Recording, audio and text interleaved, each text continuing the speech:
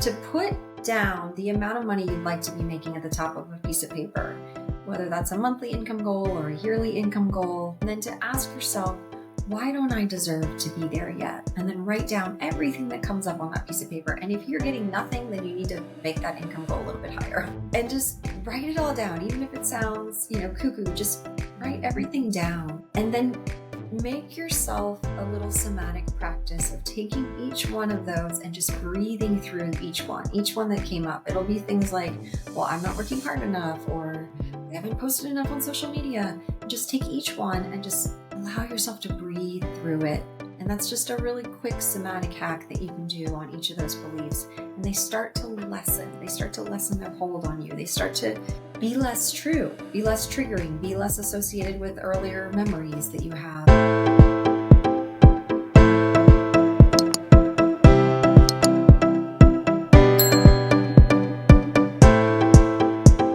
Today's guest is Erin Newman, a spiritual life and abundance coach for female service-based business owners who've lost their spark in their business or have been experiencing an income dip and now want to add an additional 5K, 10K per month in revenue while following their soul. Through a mixture of somatic, subconscious, and ancestral healing tools, Erin helps business owners to regulate their nervous system for wealth and abundance, tame the mind gremlins that keeps them in patterns for not enoughness in order to create scalable, sustainable income growth while doing what they love. Welcome, Erin. Awesome, Anita. I'm so happy to be here. Thank you. It's a pleasure. I'm looking forward to our conversation. Me too. So with that said, what is one of the most courageous things that you have done? Yeah. So when I was 16, I applied for and got a scholarship to go to Germany for a year as an exchange student. And I didn't speak any German, and I didn't know where I was going to end up. And I just had always had this desire to be an exchange student. And I really wanted to go to Spain, but they didn't have scholarships to Spain. So I ended up in Germany, and it really changed my life. Obviously I learned German, but also there is something really powerful in learning about another culture from the inside, from living with a family, from being around, not just traveling, but really living that life for a year. And like I said, it really changed the course of my life. I went on to study German and then to work for a German company for a while, and I just have so many friends and people that I consider family from that time. And that was, I think, something that to me at the time didn't even seem that courageous, but looking back and now having a 15-year-old son, I'm like, oh my God, I don't even know, I mean, obviously I would want the same for him, but it's a little bit scary. So yeah, I think that's the thing, isn't it? Because at the time we're just in it, but later on, especially as parents, we think, no way, hold on a moment. Right? Yeah, Yeah, exactly. yeah. But I can totally understand being in there, not just as a student, but living with a family. I mean, I think it's the best way, truly authentic. Yeah, I mean, it's more than just learning the language, So how did your journey of a spiritual life and abundance coach all start? How did that take place? Yeah, well, I think like most of us who are practitioners and healers and coaches and people who help others, it's through our own journeys of healing. And for me, that was definitely the case when when I was little, we didn't really have a lot of money for extras. We didn't have a lot of money.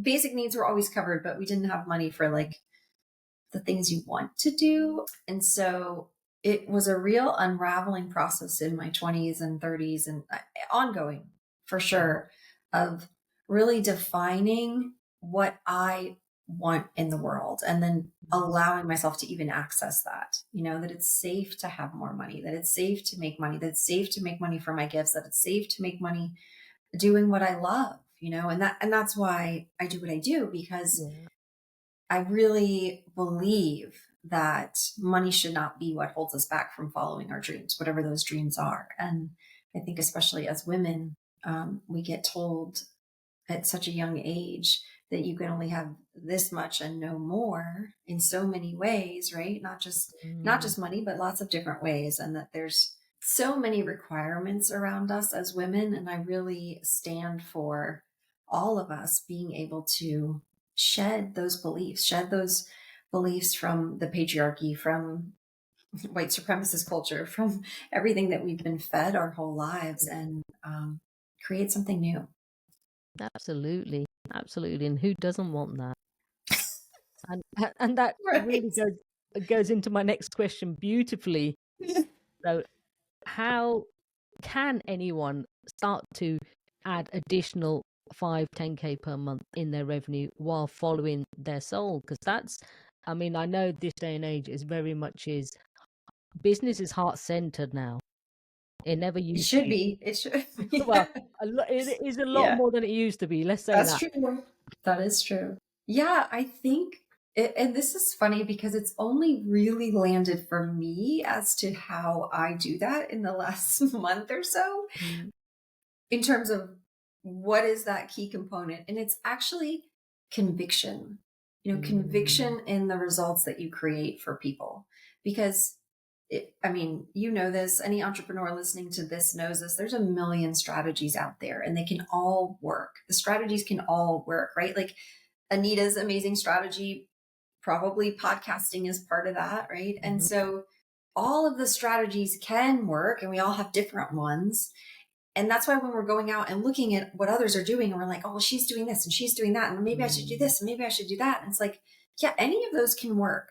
If you have the conviction in the results that you bring to people and you show up in that energy consistently and you say, yes, I freaking do this and I'm good at it. You might not use those words, but that energy that you bring to it is what creates that additional revenue, because then you show up differently in your pricing. You show up differently in your sales conversations. You show up differently in your social media. You show up differently on your podcast, right? You show up in this energy of, yeah, I got this. And I got you, potential client, right? Like you're energetically conveying to them, I'm holding you here. I'm holding this space for you to create that result.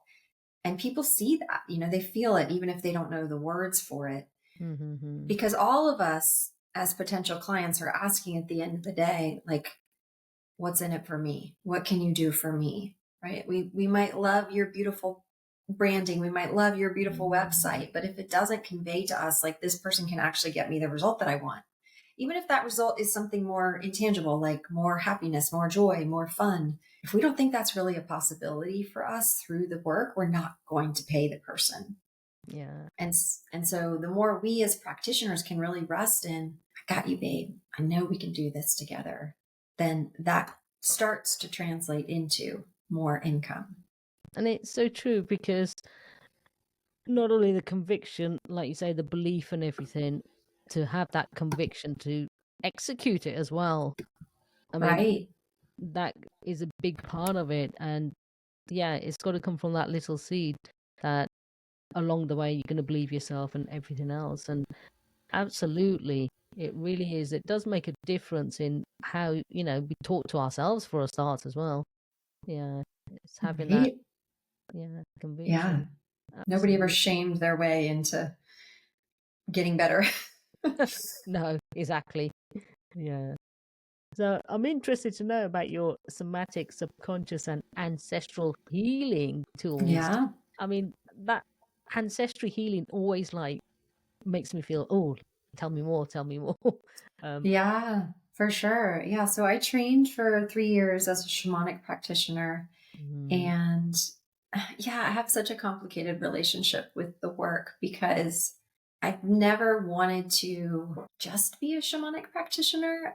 I always have felt like, okay, but are we moving forward in the world? Which is probably my own sort of programming, right? But mm, I always wanted people to be doing something, are you living the best life you can live? Are we really shifting things? So what I've sort of landed in or encapsulated, I guess, in my work is that we're continually in that space of healing and releasing and letting go, and also visioning and calling in and getting support for what it is we do want to see in our world, right? Whatever that is for each individual person. And so I'm always in dialogue with my own helping spirits and my own guides as to what does that look like, and how can we translate that into the real world, which sometimes works better than others. Yeah, but I'm sure. but the ancestral healing piece is really something that we all share, which is that all of us were given messages from our ancestors, from the people who came before us. Some of which were really, really helpful messages, right? Because Yeah. obviously we are the survivors. We're the ones here who are here. So some of that was helpful, but some of it was not helpful. For many thousands of years, women were not allowed to use their gifts. They weren't allowed to show up and be safe in sharing their gifts, and so we are unraveling that. We're unwinding that. And in some places in the world, they're still not safe. So it's not, Exactly. it's not like snap your fingers, we're all good now. But it is a process of us saying, I don't want to hold on to that anymore. I don't want that to be true for me anymore. And so part of that ancestral healing work is really asking our guide, source, our benevolent ancestors, hey, can you do this work for me? Can you unravel this part for me so that this doesn't have to show up and be true for me anymore? I mean, that's quite interesting in itself. Yes, I love that. And, I think that kind of shows us how, in some areas, in some places rather, countries, we have developed and we haven't in others. And yeah, there is still a lot of shame. There is still a lot of behaviors that are, like you say, ancestral healing is still carrying on in generations and generations. But I'm Yeah. sure that's another conversation for another day. Yeah. And I think the one thing that, and I don't know what your audience is like, but for people new to that work, I want to always encourage and say that I am a skeptic. I am a skeptic of the deepest order. Like, I am always the one in the back of the room, like, really? Right. And Mm, so I came to this work dragging and kicking my feet, and you can still be skeptical and have it work, mm, whatever that means, because I don't know everything. I don't know everything that's happening in the world. None of us do. We don't know everything that's happening in all these different planes of existence, right? That science continually keeps exploring. And so I always just say to people, just try it out. And if it doesn't work for you, okay, cool, didn't work. But if it does, like, you don't have to understand it or make it part of your identity. Just know that it's here for you. It's here to support you. So exactly. Absolutely. And that's the case. Like, I mean, I always say, take the bits that work or you resonate with and discard everything else. Not everyone's for everyone. right.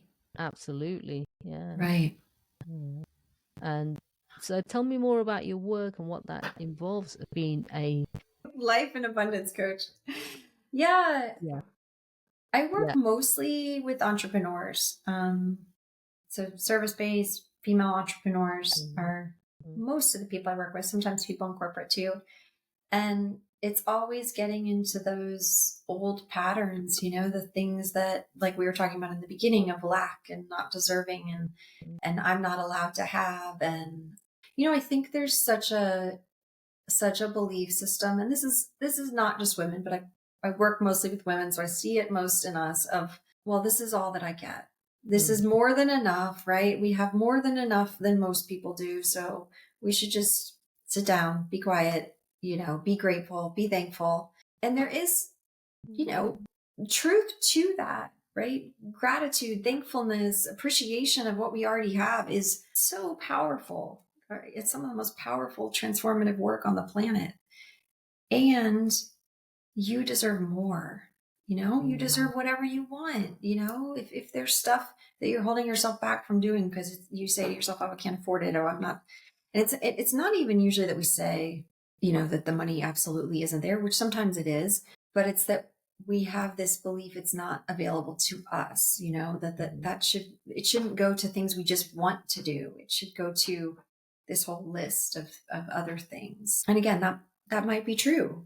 I don't know, but also there is a space for, here's what I want to step into now. Here's what I want to create now. And can I allow myself to see that it's even possible for me to not hold myself back or shut myself down or tell myself I'm not allowed to have that. It's okay for other people, but it's not okay for me. And I think happens a lot, and it's allowing yourself to be free with that. And why not you? Why not you? Absolutely. So how can anyone regulate their nervous system for wealth and abundance? Because how does the nervous system play a role in all of that? Yeah, that is such a great question. Thank you. The nervous system plays a role in that you will self-sabotage. And I know that self-sabotage gets bandied about a lot, but it's not like your nervous system or your subconscious waves a red flag and says, okay, I'm over here self-sabotaging now. It's subconscious. So you don't even know it's happening. It's all those things that we just hold ourselves back from, big things, little things, but they're the things that you get to the end of your week and you're like, oh, I told myself I was going to do that. I was going to do a Facebook Live. I was going to start my podcast. I was going to blah, blah, blah. And I didn't do it. Right. And that's because our nervous system is saying it's not safe. Our nervous system wants to stay right where we are in this comfort zone. Like, this is cool. I'm good here. We're just going to chill. It's always seeking safety. It's always seeking stasis, which is cool, right? We need that. We don't want to run after the tigers, metaphorically speaking. Yes.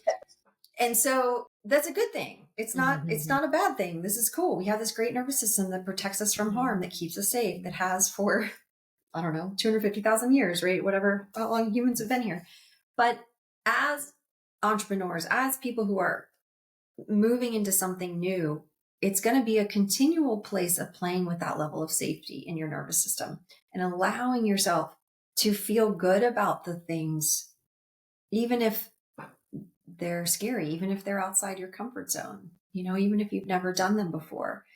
And so nervous system regulation can be a bunch of different tools. There's a bunch of things under that umbrella, but really it's anything that gets you into your body, that gets you feeling safe in your body.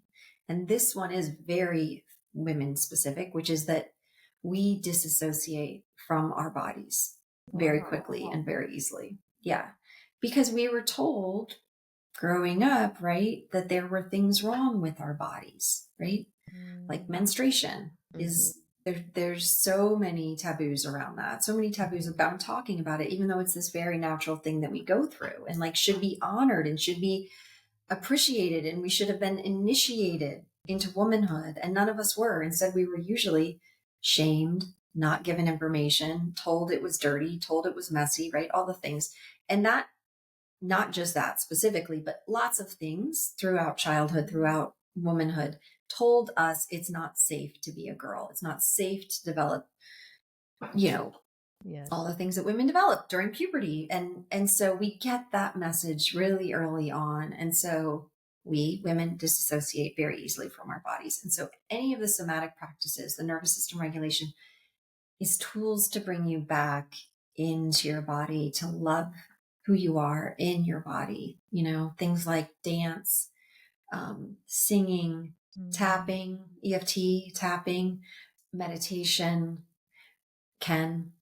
deep breathing exercises, EMDR to some extent, but really anything that allows you to drop back into your body, whatever that means for you. And dance is actually one of the most promising things they've been showing us recently with the research as to, like, this is so great for your mental health. If you just turn on any kind of music that you love, dance around your room, no one's watching you.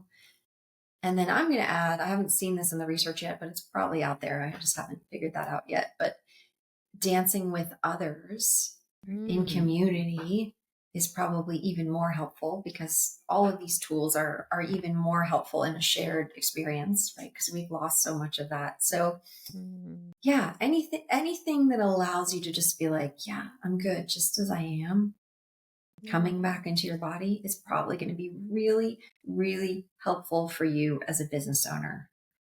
Yeah, I love that. Beautiful. You are the author of many books. Tell me about a somatic approach to release your blocks to money and create true abundance. Now, who doesn't want to know more about that? Come on, let's be honest.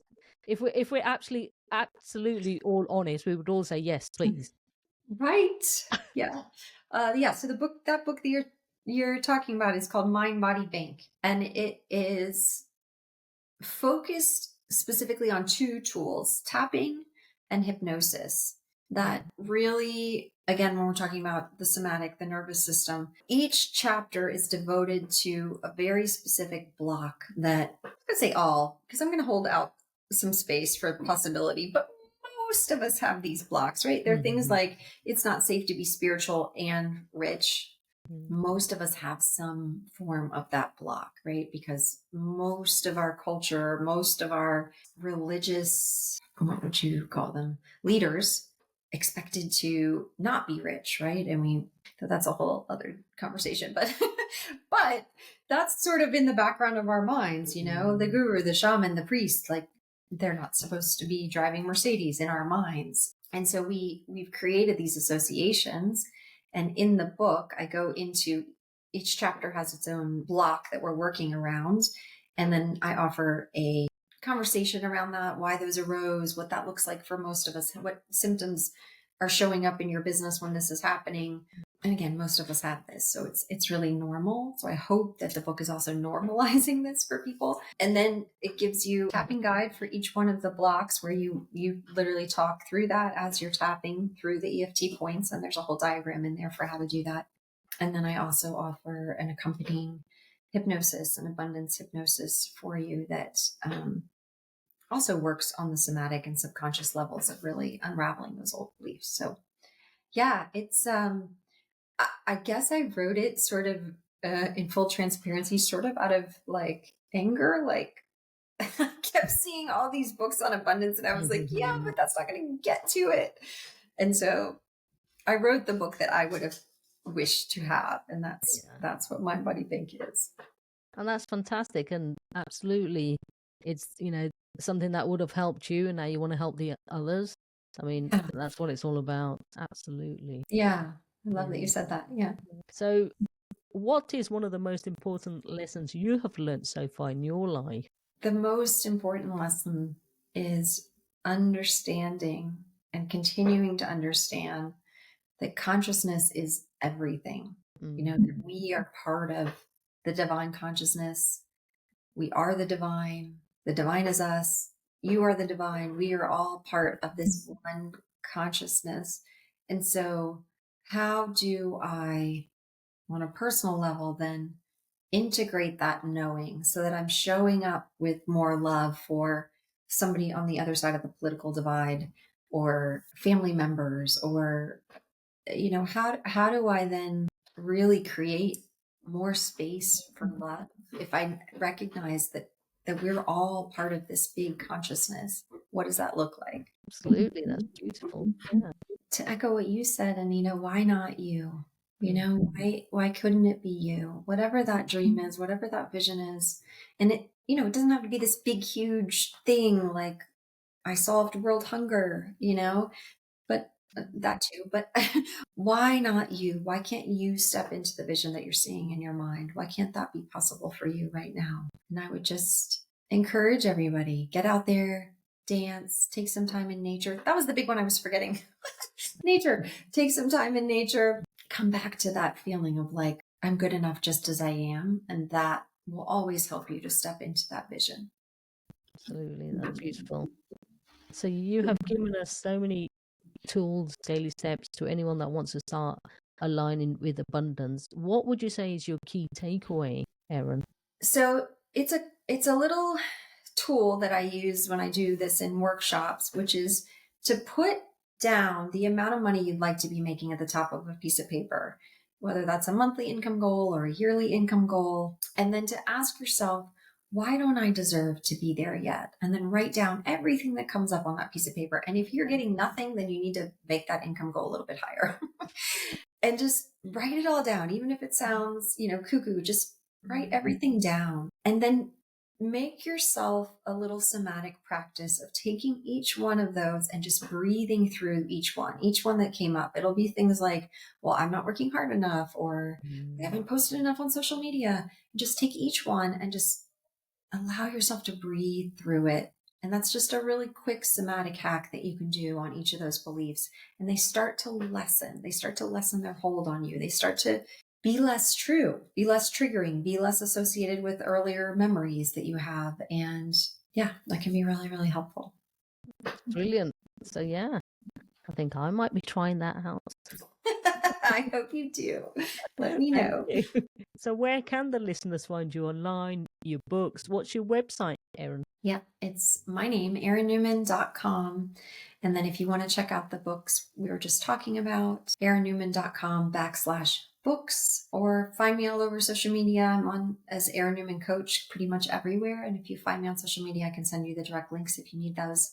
Yeah, but otherwise, if you go to erinnewman.com, you should be able to find your book links at the top. There's also a free abundance of meditation on my website at erinnewman.com. So if you grab that, we'll be connected, and I would love to, connect on a deeper level with all of you. That's brilliant. And all the links will be in the show notes. So if that's for you, do go ahead and connect with Erin. So thank you for sharing your insightful wisdom and knowledge with us today. And by doing so, you have helped so many others and made a difference. I'd really like to acknowledge you for that, Erin. I want to acknowledge you, Anita, for opening up this space to so many people. It's really beautiful. Thank you. So we are all about Create the Courage to Be Fearless podcast. So what is your definition of courage? It's doing the thing even when you're scared, because I think people think the fear's going to go away. Then I'm going to get to go do the thing, and you just do it scared.